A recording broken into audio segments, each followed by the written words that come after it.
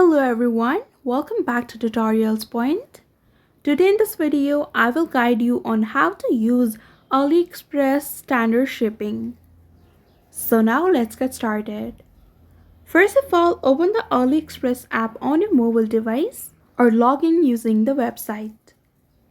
Now once you're on the app, simply search for the product you like and proceed to checkout. Now for standard shipping, simply tap on the shipping method and simply choose the standard shipping under the shipping options. This method is affordable and offers trackable delivery. Now check the estimated delivery date and any additional charges before confirming your order. And that's it, your order will be on its way with reliable shipping. So this is how to use AliExpress Standard Shipping. I hope you found this video helpful. Don't forget to like, share and subscribe to our channel.